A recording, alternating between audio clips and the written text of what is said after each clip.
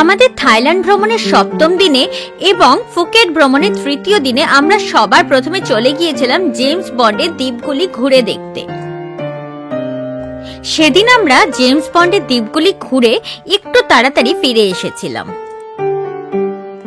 আর তাই হাতে সময় থাকায় সন্ধ্যাবেলা আমরা চলে গিয়েছিলাম ফুকেট বাংলা মার্কেট দেখার জন্য। এটি ফুকেটের বাংলা ওয়াকিং স্ট্রিট নামেও পরিচিত। এখানে আমাদের পুরোপুরি একটা ভিন্ন অভিজ্ঞতা হয়েছিল। আমাদের থাইল্যান্ড ভ্রমণের প্রথম এবং দ্বিতীয় দিনে আমরা ব্যাংককের বিভিন্ন জায়গাগুলি ঘুরে দেখেছিলাম এবং থাইল্যান্ড ভ্রমণের তৃতীয় এবং চতুর্থ দিনে আমরা পাটায়ার বিভিন্ন জায়গাগুলি ঘুরে দেখেছিলাম। পঞ্চম দিনে আমরা ব্যাংকক থেকে বিমানে আমাদের যাত্রা শুরু করে ফুকেট পৌঁছে গিয়েছিলাম। সেই দিনই আমরা ঘুরে দেখেছিলাম প্যাটং সমুদ্র সৈকত। পরের দিন অর্থাৎ থাইল্যান্ড ভ্রমণের ষষ্ঠ দিনে এবং ফুকেট ভ্রমণের দ্বিতীয় দিনে আমরা ঘুরে দেখেছিলাম ফিফি দ্বীপপুঞ্জের বিভিন্ন দ্বীপগুলিকে। পরের দিন অর্থাৎ আমাদের থাইল্যান্ড ভ্রমণের সপ্তম দিনে এবং ফুকেট ভ্রমণের তৃতীয় দিনে আমরা জেমস বন্ড দ্বীপপুঞ্জের বিভিন্ন দ্বীপগুলি ঘুরে দেখেছিলাম। আমরা সেদিন জেমস বন্ড দ্বীপের সাথে আরো 4টি দ্বীপ ঘুরে দেখেছিলাম। আমি এইসব জায়গাগুলির উপরে বিস্তারিত তথ্য দিয়ে আগেই আপনাদের সঙ্গে ভিডিও শেয়ার করেছি। আপনি ভিডিওগুলির লিংক উপরের আই বাটনে এবং নিচের ডেসক্রিপশন বক্সে পেয়ে যাবেন, অথবা আপনি আমার চ্যানেলে গিয়ে থাইল্যান্ডের প্লেলিস্ট ওপেন করেও ভিডিওগুলি দেখতে পারেন। সেই দিন আমরা জেমস বন্ড দ্বীপপুঞ্জের দ্বীপগুলি ঘুরে ফিরে আসার পর গিয়েছিলাম বাংলা ওয়াকিং স্ট্রিট বা ফুকেট বাংলা মার্কেটে।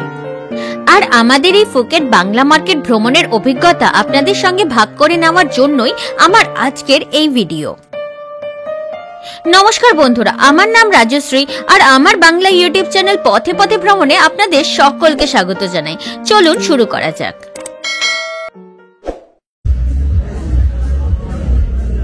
এখন আমরা পৌঁছে গেছি ফুকেটের বাংলা মার্কেটে।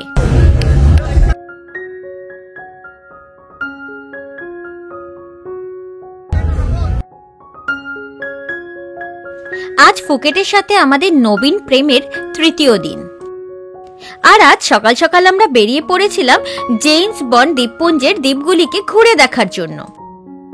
সেই ট্রিপে আমরা জেমস বন্ড দ্বীপের সাথে সাথে আরো 4টি দ্বীপ দেখেছিলাম, যথাক্রমে নাকা দ্বীপ, পানাক দ্বীপ, হং দ্বীপ এবং মুসলিম ভিলেজ। এই সমস্ত দ্বীপগুলি ভীষণ সুন্দর ছিল। থাইল্যান্ডের প্রধান আকর্ষণ হলো এই নাইট মার্কেট বা রাত্রিকালীন বাজার। যেমন আমরা ব্যাংককেও গিয়েছিলাম চায়না টাউন নাইট মার্কেট দেখার জন্য। পাটায়াতেও আমরা নাইট মার্কেট দেখেছিলাম, কিন্তু আমি ওটা রেকর্ড করিনি। আর এখন আমরা চলে এসেছি ফুকেটের নাইট মার্কেটে। এটির নাম ফুকেট বাংলা মার্কেট বা বাংলা ওয়াকিং স্ট্রিট। কিন্তু আমার মতে ফুকেটের এই নাইট মার্কেটটি ব্যাংকক এবং পাটায়াতে দেখা নাইট মার্কেটের থেকে অনেক আলাদা ছিল। আমরা যেরকম বলিউড বা হলিউডের সিনেমাতে পাব, বার বা নাইট মার্কেট দেখি, এই জায়গাটাও একদম সেরকমই ছিল। কিন্তু এই জায়গাটা ফ্যামিলি ফ্রেন্ডলি ছিল। এখানে কিন্তু সকলেই প্রায় নিজেদের ফ্যামিলির সাথে এসেছিলেন এবং সাথে অনেক ছোট ছোট বাচ্চা নিয়েও এসেছিলেন। বলার অর্থ হলো এই জায়গাটা কিন্তু সেফ। এখানে সমস্ত দোকানের মালকিন কিন্তু মহিলারাই ছিলেন এবং রাস্তাতেও কিন্তু আপনি প্রচুর মহিলা দেখতে পাবেন। এখানে কিন্তু ভীষণ সুন্দর সুন্দর রেস্টুরেন্টও ছিল, যেখানে কিন্তু প্রচুর ফ্যামিলির লোকেরা এসে ডিনার করছিলেন। আপনি যদি একা মহিলাও আসেন তবুও এখানে আসতে কিন্তু কোনো রিস্ক নেই। কিন্তু এই জায়গাটা কিন্তু একটু অন্যরকম ছিল। এখন আমি আপনাদেরকে ফুকেট বাংলা মার্কেটের লোকেশনের ব্যাপারে একটু তথ্য দিয়ে দেব। এই ফুকেট বাংলা মার্কেট বা Bangla walking street of Phuket ফুকেটের প্যাটং বিচের অর্থাৎ প্যাটং সমুদ্র সৈকতের থেকে ভীষণ কাছে। প্যাটং সমুদ্র সৈকত থেকে এই মার্কেটটির দূরত্ব হলো 1.2 কিলোমিটার। অর্থাৎ আপনি যদি প্যাটং সমুদ্র সৈকত থেকে কোনো ক্যাব বা টুকটুকে করে এই মার্কেটে আসতে চান, তাহলে আপনার মোটামুটি 4 থেকে 5 মিনিটের মতন সময় লাগবে। আর এই ফুকেট বাংলা মার্কেট থেকে প্যাটং সমুদ্র সৈকত অব্দি হেঁটে যেতে আপনার মোটামুটি 10 মিনিট মতন সময় লাগবে। কালকে আমরা ফিফি দ্বীপপুঞ্জগুলি ভ্রমণ করতে গিয়েছিলাম, আর আজকে আমরা জেমস বন্ডের দ্বীপপুঞ্জগুলি ভ্রমণ করতে গিয়েছিলাম। এই দুটি ভ্রমণের ক্ষেত্রে কিন্তু ট্রাভেল এজেন্টের গাড়ি আমাদেরকে পিক আপ করতে এসেছিল। আর এই 2 দিনই আমাদের ট্রাভেল এজেন্টের গাড়ি সকালবেলা অর্থাৎ দিনের বেলাতে বারবার এই বাংলা মার্কেটের ভিতর দিয়ে গিয়েছিল এবং এসেছিল। কিন্তু তখন আমরা বুঝতেই পারিনি যে এটাই সেই ফুকেট বাংলা মার্কেট, যেটা ফুকেটে সবচেয়ে বিখ্যাত। কারণ দিনের বেলা তো এখানে কিছুই থাকে না, কোনো দোকানই খোলে না। এই যে এখন আপনি এত দোকানগুলি দেখতে পাচ্ছেন, দিনের বেলা এলে দেখবেন সব দোকান বন্ধ আর তালা মারা, এখানে কোনো লোকও থাকে না সেই সময়। দিনের বেলা এটা তো একটা শূন্য গলি মাত্র, কিন্তু রাতে এর রূপ পুরোপুরি বদলে যায়। রাত্রিবেলা এখানে সমস্ত দোকান খুলে যায়, ক্লাব, বার, পাব সমস্ত কিছু খুলে যায়। এখানে একটা বড় ফুড মার্কেট বা খাবারের মার্কেট আছে, সেটাও খুলে যায়। অনেক লোক আসে এই সময় এখানে। একটা আলাদা রকমের উৎসাহ, উদ্দীপনা, উত্তেজনা থাকে এখানে, একটা আলাদাই আবহ থাকে। এটা যদি আপনি এই বাজারে রাত্রিবেলা ছাড়া অন্য যে কোনো সময় আসেন, অর্থাৎ বিকালবেলা, সকালবেলা, আপনি এটা বুঝতেই পারবেন না। আমরা যখন এই বাজারে ঘুরে বেড়াচ্ছিলাম, তখন আমাদের সঙ্গে আবার দেখা হলো কিছু পর্যটকের, যারা আমাদের সঙ্গে ফিফি আইল্যান্ড এবং জেমস বন্ড দ্বীপপুঞ্জ দুটি ট্যুরে গিয়েছিলেন। ওনাদের মধ্যে একটি ফ্যামিলি ছিল যারা জাপান থেকে এসেছিলেন। ওনাদের সঙ্গে আমাদের ফিফি দ্বীপপুঞ্জের ট্যুরে ভ্রমণকালে পরিচয় হয়েছিল, এবং এখানে আবার দেখা হওয়াতে ওনাদের সঙ্গে কিন্তু আমরা বেশ অনেকক্ষণ গল্প করলাম। এখানে এরকম অনেক ফার্মেসি ছিল, আপনি পড়তে পারবেন উপরে কি লেখা আছে, এগুলো কিন্তু এখানে লিগ্যাল। আর দেখুন, আরেকটা নতুন জিনিস দেখতে পেলাম।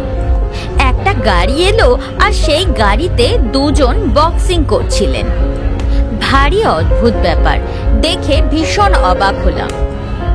এই গাড়িটি কিছুক্ষণ ফুকেট বাংলা মার্কেটে দাঁড়ালো, এবং ওই 2 জন ব্যক্তি ক্রমাগত বক্সিং করেই যাচ্ছিলেন। লক্ষ্য করলাম এখানে দাঁড়িয়ে থাকা প্রত্যেকটি ব্যক্তি এই বক্সিংটাকে কিন্তু ভীষণ উপভোগ করছিলেন, এবং তারপরে গাড়িটা চলে গেল। আসলে থাই বক্সিং বা মুয়াই থাই থাইল্যান্ডের জাতীয় খেলা। থাইল্যান্ডবাসীরা থাইল্যান্ডের জাতীয় খেলাকে তাদের পর্যটকদের সামনে তুলে ধরতে চান, আর এই জন্যই ওনারা এই চলন্ত গাড়িতে বক্সিং প্রদর্শন করছিলেন। থাইল্যান্ডের এই আন্দাজটা আমার ভীষণ ভালো লাগে। যেমন আমি আপনাদেরকে আগেও বলেছিলাম যে থাইল্যান্ডের জাতীয় প্রাণী হলো হাতি, আর থাইল্যান্ডবাসীরা চান হাতির সঙ্গে তাদের পর্যটকদের একটা সম্পর্ক তৈরি করতে, আর এই জন্যই ওনারা সমস্ত পর্যটন স্থানে একটা হাতির শো রাখেন। এছাড়াও আলাদা করে ওনাদের হাতিকে ধরা, হাতিকে খাওয়ানো বা হাতির পিঠে চড়ারও ট্যুর হয়। আর এইগুলি হলো থাইল্যান্ডের সেই বড় বড় জায়ান্ট টাইগার প্রন। এছাড়াও এখানে বিভিন্ন রকমের দোকান ছিল। এখানে পিৎজার দোকানও ছিল, বার্গারের দোকানও ছিল, কাবাবের দোকানও ছিল, এবং রোলের দোকানও ছিল। সফট ড্রিঙ্ক, হার্ড ড্রিঙ্ক সব রকম দোকান ছিল একই জায়গাতে। আর এখানে যে খাবারের বাজার ছিল তা ছিল অভূতপূর্ব।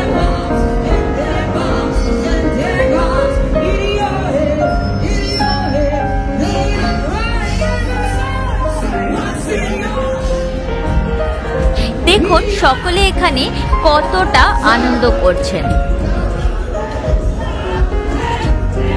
এখানকার সমস্ত নাইট ক্লাব এবং রেস্টুরেন্ট দেখতে ভীষণই অনন্য ছিল।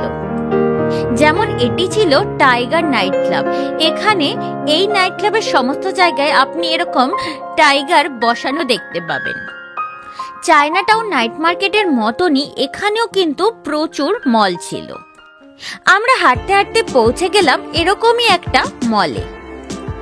এই মলটাও কিন্তু ভেতর থেকে ভীষণ সুন্দর ছিল, কিন্তু সব জিনিসপত্র এখানে কিন্তু অতিরিক্ত দামি ছিল।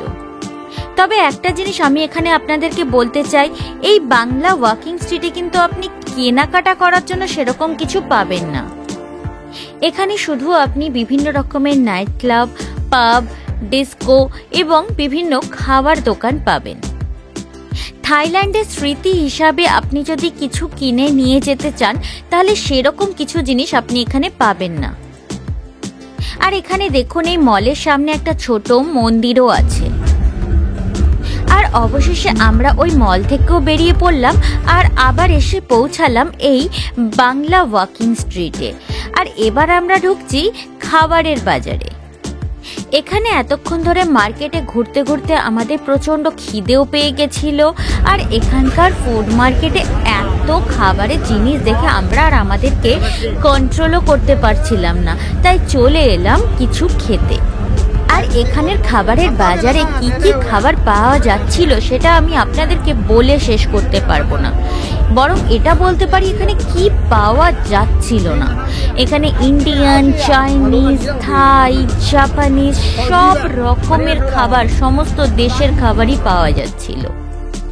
এখানে আমরা কিছু এরকম খাবার খেয়েছিলাম যেগুলো আমরা আমাদের জীবনে আগে কখনো খাইনি। তার মধ্যে কিছু খাবার তো আমাদের ভালো লেগেছিল, আবার কিছু খাবার ভালো লাগেওনি।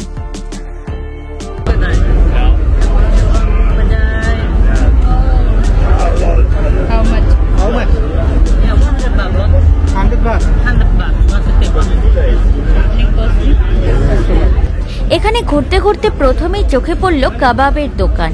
আর ওই কাবাবের দোকানে বিক্রি হচ্ছিল ক্রোকোডাইল কাবাব, অর্থাৎ কুমিরের মাংসের কাবাব। এটা আমরা আগে কখনো খাইনি, তাই প্রথমেই আমরা অর্ডার করে দিলাম একটা স্টিক ক্রোকোডাইল কাবাব। এর দাম ছিল 100 ভাত। বিফ এবং পর্কও ছিল, কিন্তু বিফ আর পর্ক থাইল্যান্ডে খুব কমন, তাই আমরা এগুলি অর্ডার করিনি, আমরা ক্রোকোডাইল কাবাব অর্ডার করেছিলাম। আর এখানে যে আপনি সমস্ত কাঁচা প্রাণীগুলি দেখতে পাচ্ছেন, কাঁচা খাবারগুলি দেখতে পাচ্ছেন, এগুলোও আপনি অর্ডার করতে পারেন। এগুলি অর্ডার করলে ওনারা আপনাকে এটা বানিয়ে দেবে। এখানে সিস্টেম এরকম ছিল যে আপনি এখানে যে কোনো স্টলে খাবার অর্ডার করে যে কোনো একটি টেবিলে বসে পড়বেন, যেটা খালি পাবেন, আর ওনারা আপনার খাবার আপনাকে আপনার টেবিলে সার্ভ করে দিয়ে যাবে।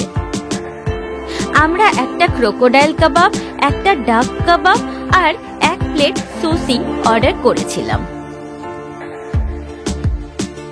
থাইল্যান্ডে আমরা ব্যাংকক, ফুকেট এবং পাটায়াতে বাইরে খাবার খেয়েছিলাম। এখানকার খাবার একটু ঝাল এবং মশলা সমৃদ্ধ হয়। এখানে আমরা দোকানে খাবার অর্ডার করার পর ওনারা আমাদেরকে যে কোনো একটা টেবিলে বসতে বললেন এবং আমরা বসে গিয়েছিলাম এবং ওনারা আমাদের খাবারটা আমাদের সেই টেবিলে সার্ভ করে এসেছিলেন।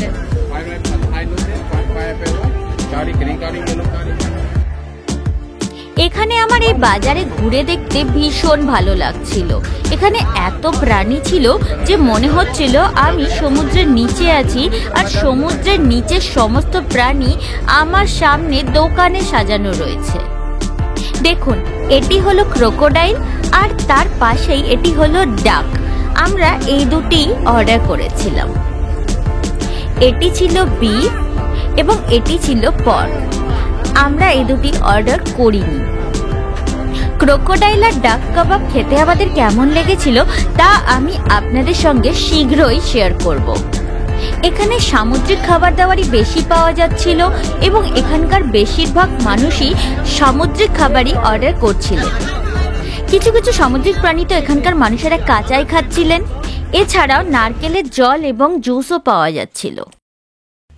এখন আমরা আছি ফুকেটের বাংলা মার্কেটে, আর আমরা এখন বসে আছি ফুকেট বাংলা ফুড মার্কেটে। এখানে রকমারি খাবারের ভান্ডার। আর হাঁটতে হাঁটতে আমাদেরও বেশ খিদে পেয়ে গেছে। এখানে এত রকমের খাবার পাওয়া যাচ্ছে যে কোনটা অর্ডার করব এটাই আমরা কনফিউজ ছিলাম। তবে আমরা ঠিক করেছিলাম কিছু নতুন খাবার ট্রাই করব, আর সেই জন্যই আমরা অর্ডার করেছি ক্রোকোডাইল কাবাব। আর ইতিমধ্যে আমাদের ক্রোকোডাইল কাবাব এসেও গেছে, আর এটি হলো আমাদের ক্রোকোডাইল কাবাব বা ক্রোকোডাইল বারবিকিউও বলতে পারেন। এখানে প্লেটে আমাদেরকে ক্রোকোডাইল বারবিকিউ এর সঙ্গে এই সসটি ওনারা দিয়েছেন।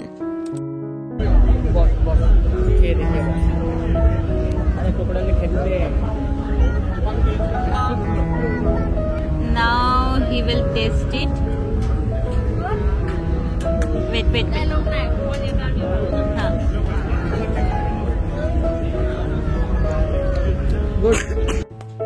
কিছু আলাদা তেমন করে কিছু বুঝতে পারছি না। এটা চিকেনের মতোই খেতে লাগছে, খুব সফট লাগছে খেতে। এখন আমি টেস্ট করব। চিকেনের কাবাব যেরকম হয় সেরকমই খেতে লাগছে। আমি কিন্তু বুঝতেই পারছি না যে আমি ক্রোকোডাইল খাচ্ছি। ক্রোকোডাইল বারবিকিউটা প্রচন্ড ঝাল ছিল, তাই তারপরে আমরা একটা ডাব অর্ডার করেছি। এখন ডাবের জল খাবো।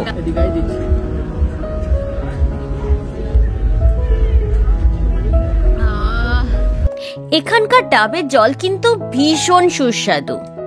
তার মধ্যে ওনারা ডাবগুলিকে বরফের মধ্যে ডুবিয়ে রাখেন, ফলত ডাবের জলটা হয় প্রচন্ড ঠান্ডা আর খেতে ভীষণ ভালো লাগে, যেন মনটা ভরে যায়। আর এখানকার ডাবগুলোতে এত জল থাকে যে একটা ডাব নিয়ে 2-3 জন খাওয়া যাবে। এখন আমরা অর্ডার করেছি বারবিকিউ ডাক, আর আমাদের বারবিকিউ ডাকও চলে এসেছে। এই দেখুন, এটি হলো বারবিকিউ ডাক। এখন আমরা এই বারবিকিউ ডাক খাবো। যদিও হাঁসের মাংস আমি আগেও খেয়েছি।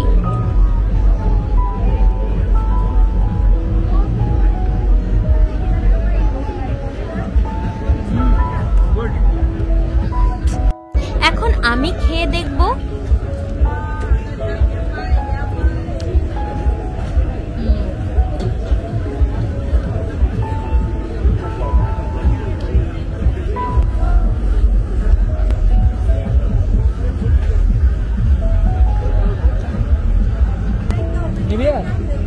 ডাক কাবাবটা কিন্তু বেশ ভালো ছিল খেতে।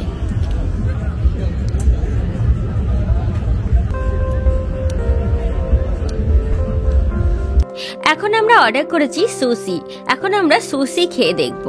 আগে আমি আপনাদেরকে একবার সুশি দেখিয়ে দিতে চাই।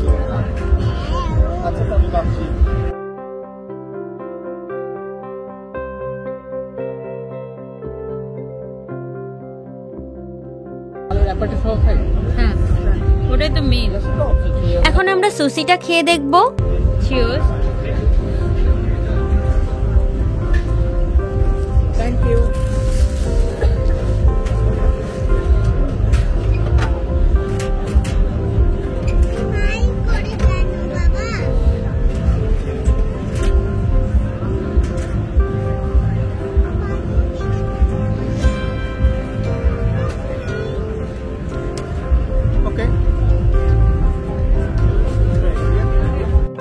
এখন আমি খেয়ে দেখব।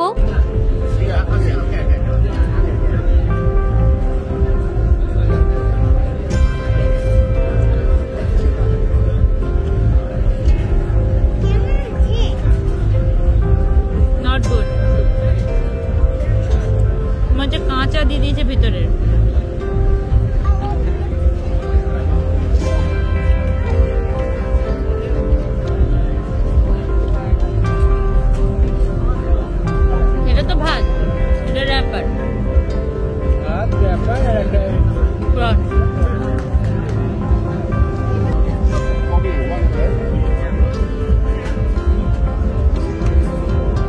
এখানে সুশির ভিতরে যে চিংড়ি মাছটা ছিল সেটা পুরোই কাঁচা দিয়েছিল, আমাদের একদমই ভালো লাগেনি খেতে। আমরা ভেবেছিলাম এরপরে একটা টাইগার প্রন খাবো, কিন্তু এই সুশি খাওয়ার পর আমাদের এত বাজে লেগেছিল যে আমরা আর কিছুই ট্রাই করিনি, ডিনার প্যাক করে বেরিয়ে গেছিলাম। এখানে সব জায়গায় আমি একটা জিনিস লক্ষ্য করেছিলাম যে এখানে পাদ থাই কিন্তু খুব ভালোভাবে ওনারা বানান। এখন আমরা ফুকেট বাংলা মার্কেটের ভিতরে যে ফুড মার্কেটটা ছিল সেখান থেকে বেরোচ্ছি। আমরাও 1 প্লেট পাত থাই আমাদের রাতের ডিনারের জন্য অর্ডার করে প্যাক করিয়ে নিলাম আর ফুড মার্কেট থেকে বেরিয়ে পড়লাম। আর ফিরে যাওয়ার আগে ভাবলাম এই ফুকেট বাংলা মার্কেটটা আরেকবার ঘুরে দেখে নিই। আমরা খাওয়ার আগে এই বাজারের একটা অংশ দেখেছিলাম, এখন আমরা বেরোলাম আরেকটা অংশ ঘুরে দেখার জন্য।